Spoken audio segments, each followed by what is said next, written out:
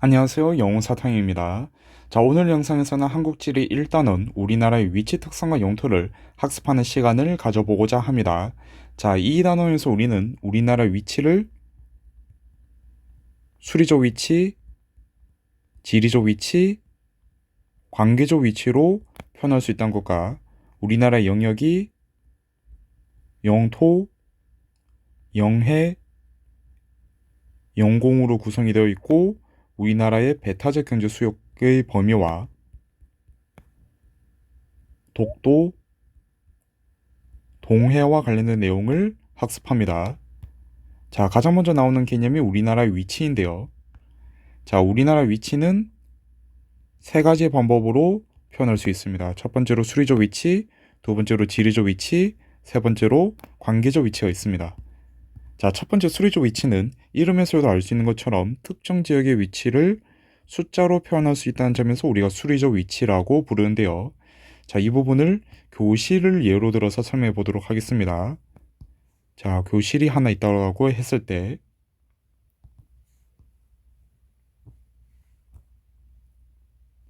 교실 앞쪽에 교탁이 하나 있을 것이고요. 책상들이 있겠죠. 저희 책상을 앞뒤로 4개의 줄,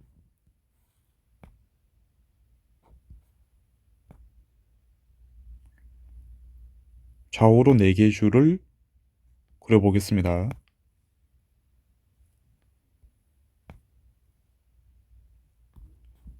자, 여기서 색칠된 이 자리에 성훈이라는 학생이 앉아있다 라고 해봅시다.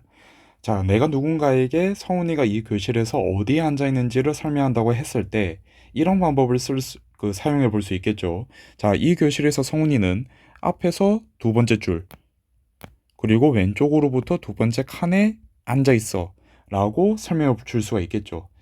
여기서 제가 숫자를 사용해서 성훈이의 위치를 설명한 것처럼 특정 지역의 위치를 숫자를 통해서 위치를 설명하는 것을 우리가 수리적 위치라고 부른다 라는 것인데, 자, 이 지도상에서 사용하는 숫자로는 위도와 경도가 있습니다. 자, 여기서 먼저 위도를 보시게 되면 지구가 있을 때 이 지구의 정가운데를 동서로 나누는 선을 우리가 적도라고 부릅니다. 자, 위도는 이 적도를 기준으로 북쪽으로 얼마나 남쪽으로 얼마나 떨어져 있는지를 표시하는 것인데요. 가령 이 적도로부터 북쪽으로 30도만큼 떨어진 지점이 있을 때 우리는 이 지점을 북위 30도 또는 놀스에서 따와서 뒤에다 n을 붙이기도 하고요. 남쪽으로 30도만큼 떨어진 지점을 우리는 남위 30도 또는 사우스에서 따와서 뒤에다 s를 붙여주기도 합니다. 자, 이런 방법으로 위치를 표시하는 것을 우리가 위도라고 이야기를 하는데요. 자, 이 위도는 기후라든지 식생의 분포, 계절 등에 영향을 미치게 됩니다.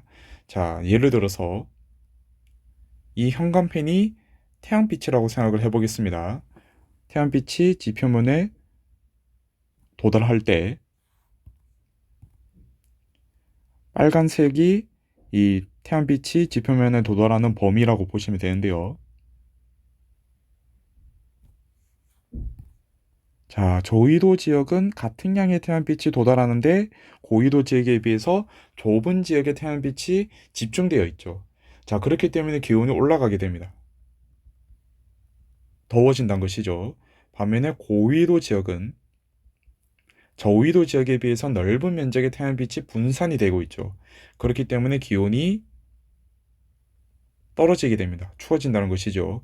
이로 인해서 위도에 따라서 기후라든지 식생의 분포 또는 계절 등이 달라진다라는 것인데, 자, 우리나라 같은 경우에는 위도상으로 북위 33도에서 북위 43도에 위치하고 있습니다. 자, 이 북반구 지역을 3등분 한번 해보겠습니다. 30도, 30도, 30도씩 나누어 봤을 때, 자, 이 지점은 북위 30도가 되고 30도만큼 더 올라간 지점은 북위 60도, 30도만큼 더 올라가면 북위 90도가 되겠죠. 우리가 북극이라고 부르는 지점입니다. 자, 이 중에서 우리나라는 북위 33도에서 43도에 위치하기 때문에 대략 한 여기쯤에 위치한다. 여기 점 찍은 지점에 위치한다. 라고 볼 수가 있겠죠. 자, 이 지점은 우리가 적도로부터 북위 30도 사이의 공간을 저위도, 북위 30도에서 북위 60도 사이의 공간을 중위도, 북위 60도에서 북위 90도 사이의 공간을 우리가 고위도라고 부를 때 우리나라는 북반구의 중위도 지역에 위치한다. 라고 얘기할 수 있다는 거죠. 자, 우리가 앞서 봤던 것처럼 저위도 지역은 덥고 고위도 지역으로 올라가면 기온이 떨어져서 추워집니다. 자, 그렇기 때문에 적도 지역, 저위도 지역에서는 연중 더운 날씨가 지속이 되는 편이고 고위도 지역은 고위도 지역으로 갈수록 연중 추운 날씨가 지속이 되는 경향이 있는데 중위도 지역은 그 가운데 있기 때문에 연중 더운 날씨도 연중 추운 날씨도 아닌 온화한 날씨가 지속이 되고 우리나라는 연중 어떨 때는 덥다가 어떨 때는 추운 계절이 반복이 된다는 것이죠. 따라서 우리나라는 사계절의 변화가 뚜렷하고 냉온대 기후가 나타난다 라고 이야기를 하는 것입니다. 자, 여기까지가 위도에 대한 설명이고요. 이어서 경도에 대해서 살펴보도록 하겠습니다.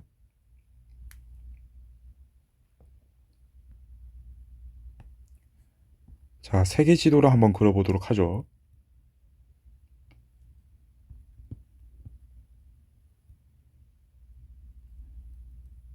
자, 여기 동그라미가 영국이라고 생각을 해봅시다. 영국처럼 안 보이지만 영국이라고 생각을 해보고요. 자, 영국의 그리니치 천문대라는 지역이 있는데요. 이 그리니치 천문대를 기준으로 북극에서 남극으로 이어지는 선을 그렸을 때 우리는 이 선을 본초자오선이라고 부릅니다. 자, 이 본초자오선은 한국 지리에서는 반드시 암기해야 하는 단어까지는 아니고 여기서 경도를 설명하는 데 있어서 제가 언급하는 정도다라고 보시면 되는데 자, 경도는 이 본초자오선을 기준으로 동쪽으로 얼마나 서쪽으로 얼마나 떨어져 있는지를 표시하는 것이다 라고 보시면 되겠습니다. 자, 가령 동쪽으로 30도만큼 떨어진 지점이 있을 때 우리는 이 지역을 동경 30도 또는 이스트에서 따와서 뒤에다 1을 붙여주기도 하고요. 자, 그리고 서쪽으로 30도만큼 떨어진 지점을 우리는 서경 30도 또는 웨스트에서 따와서 뒤에다 W를 붙여주기도 합니다. 자, 이것을 우리가 경도라고 이야기를 하는데 이 경도는 표준시를 결정하는 데 영향을 줍니다.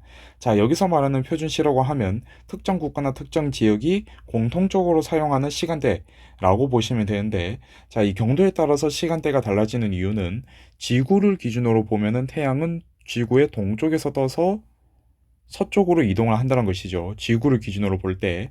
자, 그렇다라고 한다면 서쪽과 동쪽을 임의적으로 구분을 해보면 동쪽 지역은 서쪽 지역에 비해서 해가 일찍 뜨고 일찍 진다는 것이죠.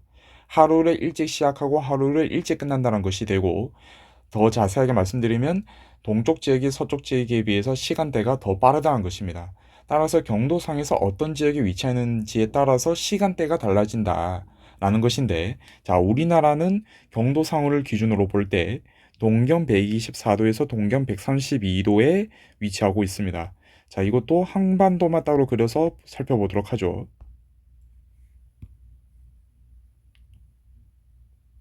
자, 한반도가 있을 때 한반도는 동경 124도에서 동경 132도에 걸쳐 있습니다. 자, 근데 우리나라는 표준시, 그냥 우리나라의 시간대는 동경 135도를 기준으로 시간대를 사용하고 있습니다. 자, 이 부분에서 뭔가 좀 이상하다는 느낌이 우선적으로 드셔야 하고요. 그 부분은 제가 좀 더 뒤에서 이따 설명해 드리도록 하겠습니다. 자, 일단은 우리나라는 표준 경선으로 135도, 이 135도를 기준으로 시간대를 사용하고 있는데,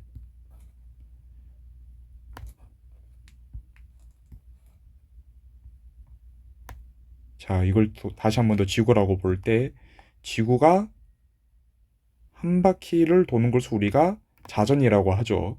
지구가 한 바퀴를 자전한다는 것은 지구가 360도를 돈다는 이야기가 되고, 이 지구가 360도만큼 도는데 걸리는 시간은 24시간이 걸리죠. 하루가 24시간이니까요. 자, 그러면 우리가 이 내용을 통해서 지구가 1시간에 몇 도로 도는지를 알 수가 있습니다. 몇 도만큼 도는지를 알 수가 있는데요. 360도를 24시간으로 나눠주면 되겠죠. 그럼 1시간에 몇 도로 도는지 알 수가 있는데, 만약에 그 휴대폰이나 태블릿에 계산 기능이 있다면 잠시 영상을 멈추고 계산하시는 것도 좋습니다.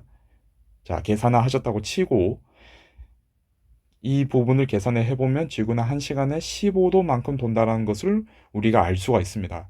따라서 1시간마다 15도만큼 돈다는 것은 15도 차이에 따라서 1시간만큼의 시간이 달라진다라는 것인데, 자, 우리나라는 영국의 그리니치 천문대 본초 자우선에 비해서 더 동쪽에 있기 때문에 시간이 빠르겠죠. 자, 그럼 그럼 우리나라가 지금 사용하고 있는 표준 경선 135도는 본초 자우선보다 동쪽으로 135도만큼 떨어져 있다는 것이고, 그러면 영국보다 몇 시간이 더 빠르냐? 이것도, 만약에 지금 그 휴대폰이나 태블릿으로 계산을 하실 수 있다면 한번 계산해 보시는 것을 추천드리고요. 135도를 15도로 나눠주면 되겠죠. 그러면 우리나라가 영국보다 몇 시간이 더 빠른지를 알아낼 수 있습니다. 자, 이걸 계산을 해보시면은 9시간이 빠르다는 것을 알아내실 수가 있습니다. 자, 따라서 우리나라는 영국의 표준시, 본초 자우선이 지나는 영국의 표준시보다 9시간이 빠르다. 그 이유는 우리나라 표준 경선으로 135도를 사용하고 있기 때문이다. 라는 것이고, 자, 이런 것 때문에 뭐 혹시 그 뭐 영국 축구라든지 이런 것도 좋아하시는 분들은 또 절실하게 느끼실 텐데, 뭐 손흥민 선수나 뭐 황희찬 선수가 경기 뛰는 걸 보려고 하면 항상 새벽 시간대죠. 뭐 새벽 1시, 새벽 4시. 이 시간대에 우리는 이제 자고 있어야 되는 시간에 영국이나 유럽에서 축구하는 것도 시간대가 다르기 때문에 우리나라가 시간이 더 빠르기 때문에 나타나는 현상이다. 라는 것이죠. 자, 근데 여기서 제가 앞서 드렸던 것처럼 우리나라가 표준 경선 135도를 사용한다는 것은 뭔가 이상한 점이 있다는 겁니다. 자, 우리나라는 분명 동경 124도에서 132도에 걸쳐 있는데, 우리나라가 표준 시간대로 사용하고 있는 경선은 우리나라의 영역 바깥에 있는 훨씬 더 동쪽에 있는 135도를 기준으로 시간을 결정하고 있다는 것이죠. 자, 이게 뭔가 좀 이상하지 않습니까? 우리나라의 시간을 결정하려고 하면은 우리나라의 영역 안에 들어가 있는 경선을 기준으로 시간대를 선정을 해야 뭔가 좀 더 정확할 것 같다라는 느낌이 들죠. 근데 그렇지 않다는 겁니다. 자, 여기서 우리나라 영역 안에 있는 124도에서 132도 사이에 있는 경선이 아닌 동쪽 바깥에 있는 동경 135도를 표준 경선으로 사용함으로써 나타나는 특징을 알고 계셔야 하는데요. 자, 여기서 이제 중요한 개념은 태양의 남중 시각이라는 이 개념을 알고 계셔야 합니다. 자, 여기서 말하는 태양의 남중 시각이라고 한다면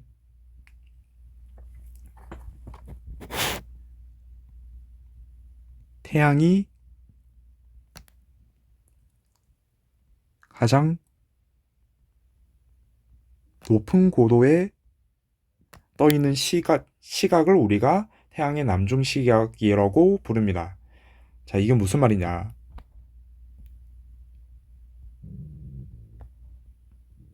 자, 태양은 동쪽에서 떠서 서쪽으로 이동을 하죠. 자, 이 서쪽으로 이동하는 과정에서 태양이 가장 높이 떠 있는 시점이 있습니다. 우리가 일반적으로 태양이 가장 높게 떠 있는 이 시점을 정오라고 합니다. 난 12시가 되죠. 일반적으로 보면은 우리가 태양의 남중 시각이라고 부르는 시점은 난 12시가 되어야 합니다. 자, 근데 우리나라는 그렇지 않는 문제가 발생하는데요. 자, 그 이유는, 자, 135도에서 태양의 남중 시각이 있다라고 해봅시다. 자, 그러면 태양의 남중 시각이 있다라는 것은 135도를 기준으로 보면은 난 12시가 되는 것이죠. 자, 근데 우리나라 기준에서 이 태양이 난 12시에 있는 이 시점에서 태양을 바라보게 되면 태양은 아직 이 동쪽쯤에 있다는 것이죠. 동쪽에서 떠오르고 있는 것이지 우리나라 기준에서 볼 때 태양이 가장 높은 고도에 있는 것은 아닙니다. 자, 우리나라 기준에서 볼 때 태양이 가장 높은 고도에 있는 태양의 남중 시각이 되기 위해서는 대략 우리나라에서 정중앙을 지나가는 경선이라고 하면 127도 30분이라고 볼 수 있겠죠. 127.5도 라고 볼 수 있겠죠. 우리나라 중앙을 지나가는 경선이라고 한다면 이거 우리나라가 중앙경선이라 부르는데요. 자, 우리나라의 중앙경선은 그래서 127도 30분이 됩니다. 동경 127도 30분이 되는데, 여기서 이제 우리가 태양을 바라보게 되면 태양은 아직 떠오르고 있는 중이라는 거죠. 아직 태양의 남중 시각이 오지 않은 것입니다. 자, 그러면 우리나라 사람들이 태양을 보면서 태양이 이제 가장 높은 고도에 떠 있어. 태양의 남중 시각이야. 라고 이야기할 수 있으려면 이 135도에 위치하고 있는 태양이 127도 30분 지역까지 이동을 해줘야 되겠죠. 여기까지 이동해야 우리나라 사람들이 보기에 태양이 가장 높은 고도에 떠 있구나 라는 걸 알 수가 있다는 거죠. 자, 그러면은 여기까지 태양이 이동하는데 시간이 얼마나 걸리냐. 자, 127도 30분에서 135도 사이의 거리는 7도 30분, 7.5도만큼 차이가 납니다. 자, 우리가 앞서서 지구상에서 15도만큼의 차이가 날 때 1시간 차이가 난다 라고 우리가 봤었죠. 자, 그러면 7도 30분만큼의 차이가 난다는 것은 30분만큼의 시간 차이가 나타난다 라고 볼 수 있겠죠. 7도 30분의 15도의 절반이니까요. 자, 그렇기 때문에 이 135도에서 태양이 가장 높이 떠 있는 시점에서 우리나라 기준으로 중앙경선인 127도 30분까지 이동해서 우리나라 사람들이 보기에 태양이 남중고도에 있구나. 태양이 가장 높은 고도에 있구나라는 걸 알아차리는 순간까지 걸리는 시간은 30분만큼 태양이 또 이동을 해줘야 한다는 것입니다. 자, 그러면 이때 낮 12시인가요? 아니죠. 이때는 30분이 더 지난 낮 12시 30분이 되죠. 자, 만약에 우리나라가 표준 경선을 127도 30분을 쓰게 되면은 우리나라의 태양의 남중 시각은 낮 12시가 되는 것이 맞습니다. 자, 그런데 우리나라는 127도 30분이 아닌 동경 135도를 사용하고 있기 때문에 태양의 남중 시각이 12시로부터 30분만큼이 더 지난 낮 12시 30분이 되어야 태양이 남중 고도에 있다라는 것을 말해줄 수 있다는 거지요. 그렇기 때문에 우리나라의 태양의 남중 시각은 12시 30분이 됩니다. 이 부분을 꼭 잘 알고 계셔야 합니다. 중요한 내용이고요. 자, 이렇게 사용하는 이유는 뭐 몇 가지 있긴 한데, 첫 번째로 뭐 우리나라가 영국으로부터 9시간이 빠르다라고 말씀을 드렸는데, 만약에 우리나라의 표준 경선을 127도 30분이라고 사용하게 되면 이 9시간보다 플러스 마이너스 뭐 30분씩 하면서 시간을 계산해야 되겠죠. 이 자체가 약간 좀 번거롭다는 특징도 있고, 일제감정기 이전부터 우리가 이제 이 본격적으로 서구적인 이 시간을 도입하면서 사용하기 시작했는데, 그때부터 이 동경 135도를 사용했던 것이 지금까지 이어지고 있는 것도 일정 부분이 있습니다. 뭐 여기서는 그렇게까지 중요한 내용은 아니고, 중요한 것은 우리나라의 태양의 남중 시각은 12시간인 12시 30분이다 라는 것을 반드시 알고 계셔야 합니다. 자, 여기까지가 이제 수리적 위치에 대한 설명의 전반적인 내용들이고요.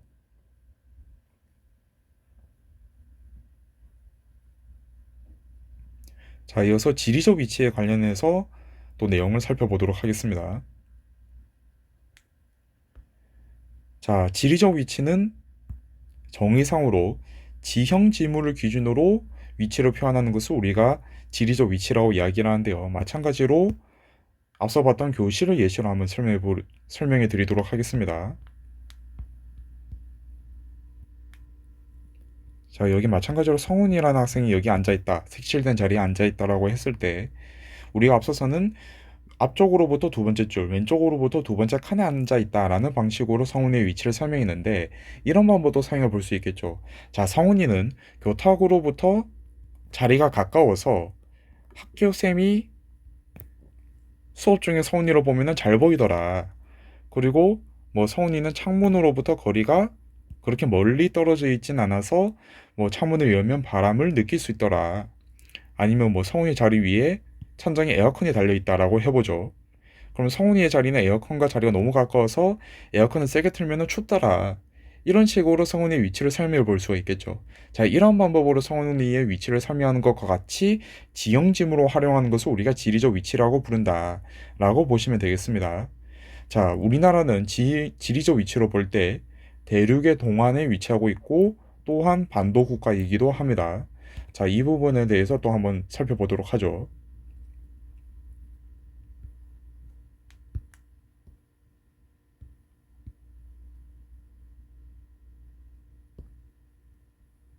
자, 한반도만 그려본다라고 했을 때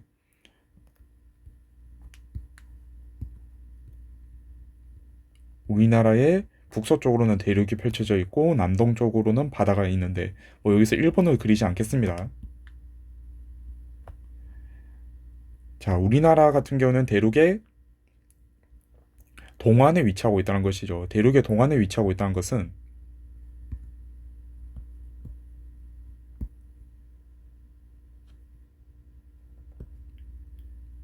유럽과 아시아 대륙을 포함하는 대륙을 우리가 유라시아 대륙이라고 이야기하는데, 자, 여기 우리나라가 있다고 했을 때 우리나라는 유라시아 대륙의 서쪽과 동쪽에 위치하고 있다는 것이죠. 자, 근데 우리가 앞서 봤던 것처럼 우리나라는 북반구의 중위도 지역에 위치합니다. 자, 이 북반구의 중위도 지역에서는 연중 바람이 서쪽에서 불어옵니다. 자, 이때 대륙의 서쪽에 있는 지역들은 바람이 서쪽에서 불어온다라고 한다면 바다로부터 바람이 불어오는 것이 되는데, 우리나라 같은 경우는 우리나라 기준으로 서쪽에서 바람이 불어오면 대륙에서 바람이 불어온다는 것이죠. 자, 우리나라 서쪽에 중국이 있죠. 대륙으로부터 우리나라는 바람의 영향을 받는다는 것입니다. 자, 그런 의미에서 우리나라는 대륙의 동안에 위치하고 있다는 점에서 대륙성 기후가 나타난다. 편서풍의 영향을 받을 때 그 편서풍이 대륙에서 불어오기 때문입니다. 이런 점에서 우리나라는 대륙성 기후가 나타난다라고 이야기를 하고, 또 한편으로는 우리나라는 계절풍 기후가 나타납니다. 자, 앞서 봤던 한반도 이 그림에서 우리나라는 북서쪽으로 대륙이 펼쳐져 있고 남동쪽으로 바다가 펼쳐져 있는데, 우리나라는 여름철을 기준으로 보게 되면은 바다에서 대륙 쪽으로 바람이 불어오게 되고요. 겨울철을 기준으로 보게 되면은 대륙에서 바다 쪽으로 바람이 불어나가는 특징을 가지고 있습니다. 즉, 계절에 따라서 바람의 방향이 바뀐다라는 특징을 우리나라는 가지고 있는 것인데요. 자, 이렇게 나타나는 이유는 비열 차이 때문에 이런 특징이 나타난다라고 보시면 되겠습니다. 자, 이 비열은 특정한 물질을 1도씨만큼의 온도를 올릴 때 필요한 열의 에너지 량을 우리가 비열이라고 이야기를 합니다. 자, 약간 좀 말이 어려울 수가 있죠. 자, 좀 더 쉽게 말씀드리겠습니다. 어떠한 물건이 있을 때, 자, 이 물건의 온도를 1도만큼 올리는데 얼마나 힘이 드냐, 쉽냐, 어렵냐, 라는 정도로 보시면 되겠습니다. 자, 이걸 기준으로 볼 때,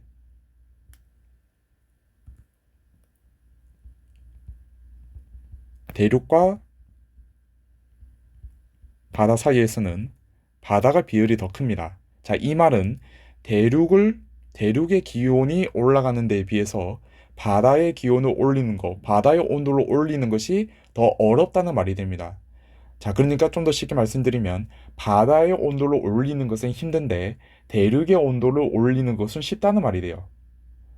또 다르게 말씀드리면 같은 에너지만큼 열의 에너지가 공급이 되었을 때 대륙은 온도가 빠르게 올라갑니다. 온도 올리기가 쉽기 때문에. 자, 근데 바다는 온도를 올리기 어렵기 때문에 같은 양만큼의 에너지가 공급이 되면은 바다는 온도가 적게 올라온다는 거예요. 온도를 올리기 어렵기 때문에. 자, 어떤 걸 생각하시면 되냐면요. 자, 라면을 우리가 끓이고 있다 라고 해보겠습니다. 자, 이제 막 라면에다가 물을 넣고 끓이기 시작했는데 라면 스프를 넣다가 이 물에다가 손이 빠졌어요. 실수로. 자, 아직 라면이 팔팔 끓고 있는 상태가 아니라고 한다면 조금 뜨겁다 말겠죠. 자, 근데 이 팔팔 끓으려고 하는 그 직전에 냄비에다가 손을 댄다라고 생각을 해봅시다. 자, 그러면 냄비에다가 손 대면 어떻게 되겠습니까? 조금 뜨거운 정도가 아니라 완전 화상이 있겠죠. 엄청 뜨겁다는 겁니다. 자, 그러니까 똑같은 열이 공급되었음에도 불구하고 물은 비교적 덜 뜨거운데 이 냄비, 금속으로 된 냄비는 엄청나게 뜨겁다는 겁니다. 자, 이게 대륙과 바다 사이에서 나타난다는 거예요. 같은 열만큼이 공급되었는데도 대륙은 엄청나게 뜨겁고 바다는 그렇게 뜨겁진 않다라는 것이고, 반대로 이제 날씨가 추워졌을 때를 기준으로 보게 되면 대륙은 기온이 쉽게 떨어지고 바다는 기온이 쉽게 떨어지지 않습니다. 자, 그럼 이걸 화살표로 표현을 해보면 대륙은 같은 열이 공급이 되었을 때 기온이 쉽게 오르고 기온이 쉽게 떨어지는데 바다는 온도를 변화시키기가 어렵다는 거죠. 온도가 잘 안 올라가고 온도가 잘 떨어지지도 않는다는 겁니다. 온도의 변화의 폭이 적다는 것이죠. 온도가 잘 변하지 않는다라는 것인데, 자, 이걸 계절을 기준으로 좀 보겠습니다. 자, 여름철 같은 경우에는 대륙은 기온이 많이 올라갑니다. 더워진다는 거죠. 자, 그리고 바다는 기온이 많이 오르지 않습니다. 비교적 시원한 것이죠. 자, 이때 바람은 찬 곳에서 더운 곳으로 바람이 불어나가게 되는데, 자, 그 이유는 더운 곳이 이 공기 밀도가 낮기 때문입니다. 만약에 좀 쉽게 이해를 하고 싶다라고 하신다면, 찬바람이 더운 곳을 식히려고 바람이 부는 것이다라고 생각하셔도 되고, 만약에 이제 좀 더 정확히 말씀드리면은 더운 곳이 찬 곳에 비해서 밀도가 낮기 때문에 찬 곳에서 더운 곳으로 바람이 이동하는 다라고 보시면 되겠습니다. 자, 결국에는 바람은 찬 곳에서 더운 곳으로 바람이 불어나가게 되는데 지금 여름철을 기준으로 보게 되면은 대륙이 덥고 바다가 춥다는 것이죠. 자, 그렇기 때문에 바다에서 대륙 쪽으로 바람이 불어나가는 우리나라를 기준으로 보게 되면은 남동 계절풍이 불게 됩니다. 자, 반대로 겨울이 되면 대륙은 기온이 크게 떨어지는데 바다는 기온이 많이 안 떨어집니다. 자, 이때는 바다가 더 덥죠. 자, 그렇기 때문에 바람이 대륙에서 바다 쪽으로 불어나가게 됩니다. 우리나라 기준으로는 북서 계절풍이 분다는 것이죠. 자, 이로 인해서 우리나라는 계절에 따라서 바람이 불어오는 방향이 바뀌게 된다. 라는 점에서 우리나라는 계절풍 기후가 나타난다라고 이야기를 합니다. 자, 이로 인해서 우리나라는 연교차가 크고 여름철에는 바다에서 바람이 불어오기 때문에 고온하고 다습한 바람이, 그리고 겨울철에는 대륙에서 바람이 불어오기 때문에 한랭하고 건조한 바람이 분다라고 보시면 되겠습니다. 자, 그리고 또 우리나라는 반도 국가인데요. 삼면이 바다로 둘러싸인 반도 국가이기 때문에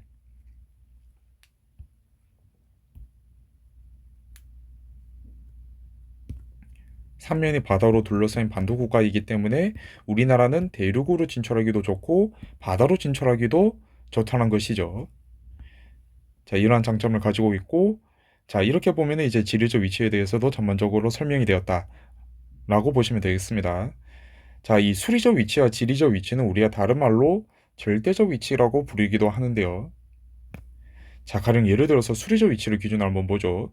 자, 우리나라가 북위 33도에서 43도, 그리고 동경 124도에서 132도에 위치하고 있는데, 자, 이 위치가 갑자기 변할 수 있을까요? 힘들다는 거죠. 물론 변할 수는 있겠죠. 엄청나게 강한 지진이 일어나서 우리나라가 동쪽으로 좀 이동할 수도 있긴 하겠죠. 자, 근데 이렇게 이동하기가 힘들다는 거예요. 그리고 지금 우리가 보고 있는 이 시점을 기준으로 보면 어떤 사람에게 물어보더라도 우리나라가 동경 124도에서 132도, 북위 33도에서 43도에 위치하고 있다라고 모든 사람들이 다 똑같이 얘기한다는 거예요. 모든 사람들이 다 똑같이 얘기하고 지금 시점에서 아무리 시간이 흘러도 엄청나게 긴 시간이 흐르는 것이 아니라고 한다면 모든 사람들이 다 똑같이 우리나라는 북위 33도에서 43도, 동경 124도에서 132도에 걸쳐 있다라고 대답한다는 거죠. 대답이 똑같다는 거예요. 그렇기 때문에 수리적 위치를 우리가 다른 말로 절대적 위치라고 부릅니다. 모든 사람들이 똑같은 대답으로 우리나라 위치를 설명하기 때문에, 마찬가지로 지리적 위치도 지금 시점에서 어떤 사람에게 우리나라 위치를 물어본다고 하더라도 모든 사람들은 우리나라가 대륙의 동안에 있어 반도 국가야 라고 이야기한다는 거죠. 가령 예를 들어서 갑자기 우리나라가 대륙의 동쪽에 위치하고 있는데 갑자기 서유럽으로 가진 못하겠죠. 우리나라가 반도 국가인데 갑자기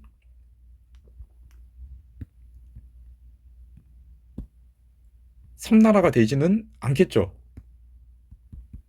위쪽이 갑자기 없어지면서 섬나라가 된다든지 그러기는 힘들겠죠. 모든 사람에게 물어보더라도 똑같다는 겁니다. 모든 사람에게 물어봐도 우리나라는 반도 국가야, 우리나라는 대륙의 동안에 있어 라고 똑같이 대답한다는 거죠. 자, 그런 의미에서 이 지리적 위치도 우리가 절대적 위치라고 부릅니다. 자, 그런데 이 관계적 위치는 조금 다릅니다. 먼저 이 관계적 위치에 대해서도 간단하게 먼저 살펴보고 넘어갈 텐데요.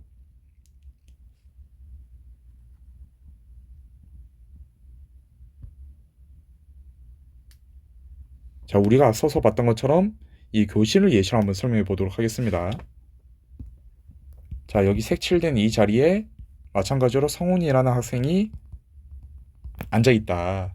자, 근데 이 성훈이라는 학생이 앉아 있는 곳으로부터 대각선 방향에 여기에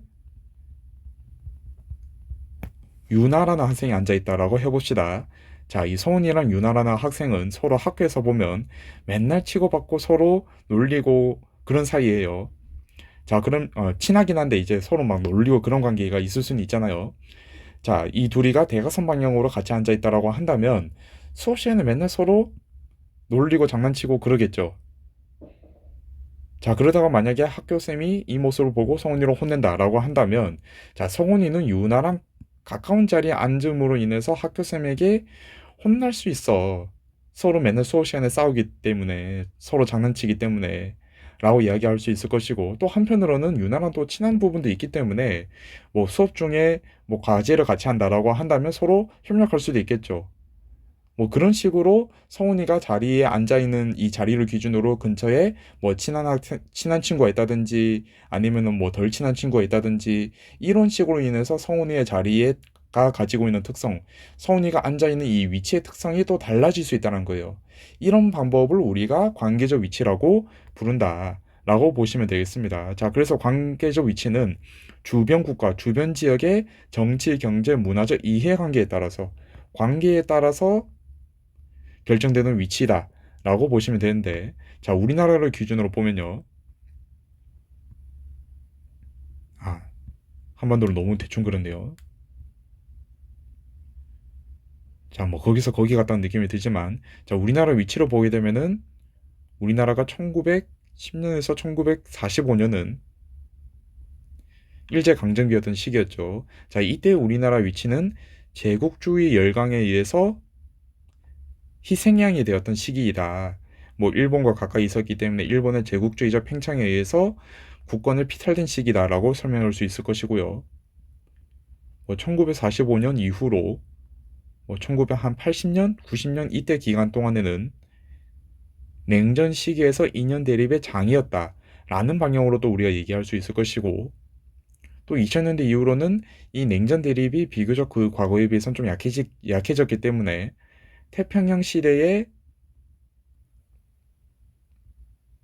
물류 거점, 뭐 수출 거점이라고 이야기할 수도 있겠죠. 자, 이런 식으로 우리나라의 위치는 고정이 되어 있지만 시기에 따라서 또는 보는 사람의 입장에 따라서 우리나라가 어떤 위치에 있는지 설명이 달라질 수 있다는 거예요. 뭐 수능 특강이라든지 이런 교재들을 기반으로 보게 되면 2000년대 이후로 우리나라는 태평양 시대의 물류 거점이다, 무역 거점이다라고 이야기하기도 하지만 어떤 분들을 보시기에는 뭐 신냉전 시기에 들어가면서 다시 한 번 더 이념의 대립의 장이 되었다. 뭐 이런 식으로 보는 분들도 계실 것이고 보는 사람에 따라서 관점이 달라진다는 것이죠. 따라서 통일된 어떤 의견에 따라서 위치가 결정이 되는 것이 아니다. 관계적 위치는. 그런 의미에서 우리는 이 관계적 위치를 상대적 위치라고 부릅니다. 시기에 따라서 또는 보는 사람의 관점에 따라서 우리나라의 위치에 대한 설명이 달라지기 때문입니다. 자, 이걸 우리가 관계적 위치라고 이야기를 하고요. 자, 그리고 이제 마지막으로 볼 내용이 우리나라의 사극인데요. 자, 우리나라 사극이라고 한다면 우리나라의 영역에 있어서 가장 북쪽 끝, 가장 남쪽 끝, 가장 동쪽 끝, 가장 서쪽 끝 얘네들을 이제 중점적으로 본다라는 것인데 자, 우리나라의 최북단은 함경북도 온성군 풍서리 북단이 우리나라 최북단 지역입니다. 자, 근데 이 지명 자체를 외우려고는 하지 마시고요. 이 숫자로 보십시오. 북위 43도라는 숫자가 찍혀 있죠. 자, 우리가 위에서 봤던 것처럼 우리나라는 위도상으로 북위 33도에서 북위 43도에 걸쳐 있고 동경 124도에서 동경 132도에 걸쳐 있기 때문에 만약 우리나라에서 가장 북쪽 끝이다라고 한다면 당연히 숫자 중에서 43이라는 숫자가 나와줘야 됩니다. 자, 그럼 최서단 지역은 어떨까요? 동경 124라는 숫자가 찍혀 있어야 되겠죠. 자, 그럼 우리나라 최동단은 어떨까요? 131이라는 숫자가 찍혀 있습니다. 자, 이게 우리나라 그 최동단이 독도인데요. 독도가 위도상으로 경도상으로 동견 131도하고 뒤에 분초가 붙는데 거진 132도에 가깝습니다. 그래서 뭐 교과서에 따라서 뭐 동견 131도라 쓰기도 하고 뭐 132도라 쓰기도 하기는 하는데 거진 거의 동견 132도에 가까워서 저는 이제 그 동견 124도에서 132도에 걸쳐 있다라고 말씀을 드리는 거고, 독도 같은 경우에는 실제 위도상에서 뭐 뒤에 분초가 붙기는 하지만 앞자리는 131도라고 쓴다 라고 보시면 되겠습니다. 거진 132도에 가까운 우리나라 최동단 지역이다 라고 보시면 되고, 자, 그 다음에 마라도 같은 경우 우리나라 최남단 지역인데요. 이 독도와 마라도 같은 경우에는 참고로 지명을 알고 계시는 게 좋습니다. 독도와 마라도는 지명을 알고 계셔야 됩니다. 우리나라 최동단, 최남단이다라는 내용을 꼭 알고 계셔야 하고요. 이 마라도 같은 경우에는 33이라는 숫자가 찍혀야 되겠죠. 위도상에서. 자, 이렇게 숫자를 보면서 여기가 최북단인지 최동단인지를 구별하시는 것이 좋다. 지명 자체는 독도와 마라도 정도만 암기하시면 좋다 라고 보시면 될 것 같고, 다만 여기서 이제 주의를 해야 될 게 남한 기준의 최서단 지역이 여기가 좀 주의를 하셔야 되는 지역입니다. 백령도인데요. 자, 이 백령도 같은 경우에도 경도상에서 동견 124도에 위치하고 있습니다. 우리나라 전체 이제 최서단, 그 북한 지역까지 다 포함했을 때는 최서단 지역인 평안북도, 신도군, 비단선, 서단도 동견 124도가 찍히고, 남한 기준으로 최서단 지역인 백령도도 동견 124도가 찍힙니다. 자, 이러면 이제 생기는 문제가 2025학년도 이번에 나왔던 수능에서도 1번 문제에서 이걸 물어보면서 학생들이 제일 어려워하셨는데, 두 지역이 모두 다 동견 124도가 찍히니까 이 두 지역을 구분하기를 학생분들 어려워하시거든요. 자, 이때 구분하는 팁은 위도로 보세요. 자, 우리가 그 한국사 시험에서 보게 되면 한반도를 북위 38도 선을 기준으로 분단했다라는 내용이 나오죠. 자, 백령도는 우리나라 영토이기 때문에, 남한 영토이기 때문에 이 38도 선보다 아래에 있어야 됩니다. 그래서 북위 37도라는 숫자가 나와줘야 되고요. 비단섬 얘는 북한 영토입니다. 북한 땅입니다. 자, 그렇기 때문에 얘는 38도보다 위로 올라가줘야 돼요. 39도가 나와줘야 됩니다. 자, 왼쪽에 있는 지도로 보시게 되면 그거 치고는 좀 숫자 차이가 큰 것 같은데요? 라는 생각이 드실 수도 있지만, 이게 그 비담섬 같은 경우에는 위도상으로 39도하고 뒤에 분초가 더 붙는데, 이 분초까지 보면은 거진 북위 40도에 가까운 지역입니다.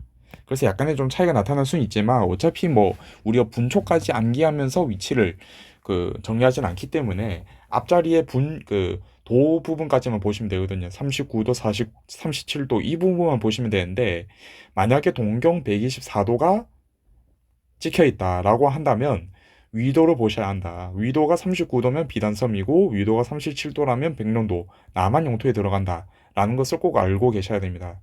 자, 그냥 뭐 이런 식으로 나올 수 있겠죠. 가령 예를 들어서 북위 37도에다가 동경 124도가 찍힌 지역이라서 백령도가 나와 있습니다. 자, 근데 이 지역을 두고 우리나라 최서단이라고 하면은 틀린 내용이 됩니다. 우리나라 최서단은 비단섬이기 때문에 백령도를 최서단이라고 하면 틀린 게 됩니다. 남한 기준으로 보면은 최서단이 맞지만 뭐 뒤에서도 나오겠지만 우리나라 영토는 헌법을 기준으로 북한 지역까지 다 포함하기 때문에 우리나라 최서단이라고 하면은 비단섬이라고 보셔야 한다. 그리고 이 비단섬은 위도가 39도가 나와야 한다라는 것을 반드시 꼭 알고 계셔야 합니다. 자, 그리고 마지막으로 하나만 더 이제 추가해서 말씀을 드리자면, 이 우리나라 국토 정중앙 지역도 한번 보시면 좋은데요. 자, 우리나라 국토 정중앙이라고 한다면 북위 33도에서 북위 43도, 동면 124도에서 132도에 걸쳐 있는 우리나라 이 영역에서 정 가운데 있는 지점이 우리나라 양구에 있다라고 보시면 되겠습니다.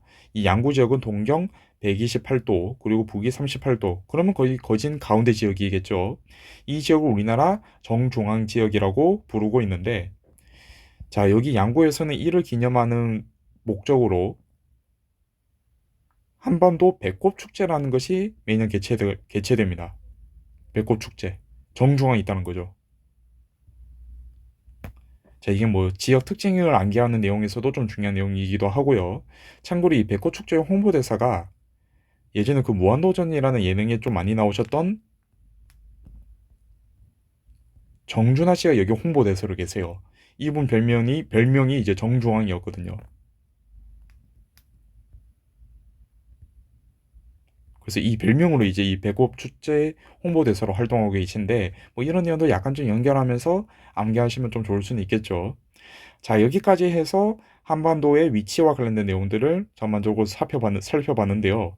이 단어는 제가 앞서 말씀드렸던 것처럼 영토 내용도 들어있습니다. 자, 이 영토 내용은 어, 영상을 따로 올려드리도록 하겠습니다. 영토 내용까지 설명을 드리면 시간이 너무 길어질 것 같아서 잠시 여기서 영상을 끊고 두 번째 영상에서 우리나라의 영토와 관련된 개념을 살펴보도록 하겠습니다.